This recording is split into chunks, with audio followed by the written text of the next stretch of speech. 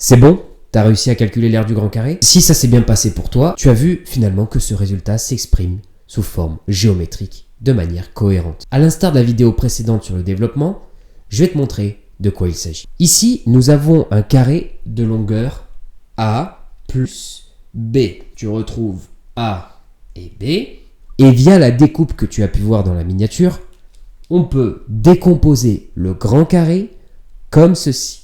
Une partie là, une partie là, une partie ici et une partie ici. Alors, la formule de l'aire d'un carré, je vais l'écrire juste à droite, c'est côté fois côté. Côté fois côté.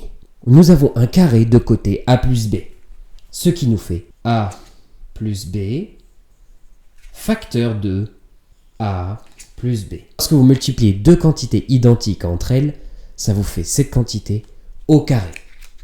Donc, l'aire totale s'écrit.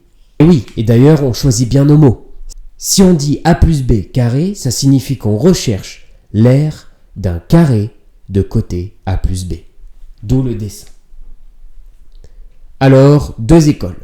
Soit vous faites le développement, comme je vous ai montré la semaine dernière, soit vous le faites géométriquement. Et vous allez voir, c'est beaucoup plus sexy. Ici, le grand carré de côté A plus B, comme je le disais tout à l'heure, il est constitué de ce carré. Ce carré a pour côté A. J'écris donc A. L'aire de ce carré, c'est côté fois côté. Ça fait donc A fois A, ce qui nous donne A au carré. Maintenant, vous voyez ici, nous avons un rectangle. Il a pour largeur A et pour longueur B. La formule de l'aire d'un rectangle, longueur fois largeur, A fois B. Et là, vous remarquez quelque chose. Vous voyez ici, ce rectangle est littéralement le même que celui-ci. Si vous ne le voyez pas, regardez simplement que la longueur de ce rectangle fait A et la largeur de ce rectangle fait B.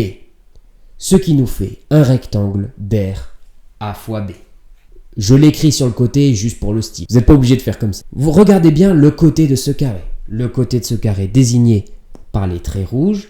Et les traits rouges correspondent à la lettre B. L'aire de ce carré est donc B fois B. C'est-à-dire B au carré. Sommons tous ces résultats pour avoir l'aire du grand carré. C'est-à-dire celui-ci. Celui qui a un côté égal à A plus B. Nous avons le grand carré est égal au petit carré ici, qui a pour R A au carré, plus le rectangle juste ici, qui nous fait AB. Ici, il y a un deuxième rectangle qui est le même que le premier, ça nous fait donc plus AB. Et finalement, il nous reste qu'à ajouter ce grand carré pour compléter. Et là, il n'y a plus qu'à. Nous avons A au carré plus 2 fois le rectangle AB plus B au carré. Et là, vous vous apercevez qu'on a affaire à l'identité remarquable.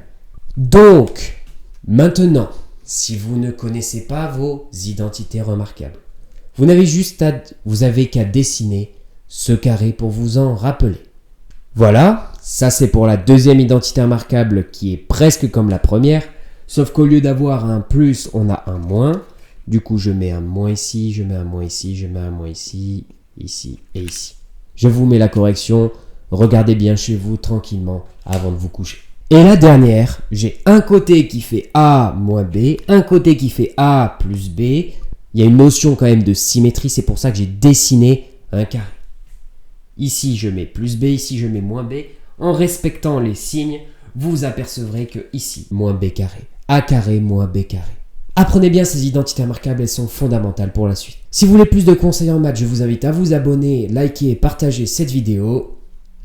Allez aussi follow sur Instagram, je poste des astuces et des techniques toutes les semaines.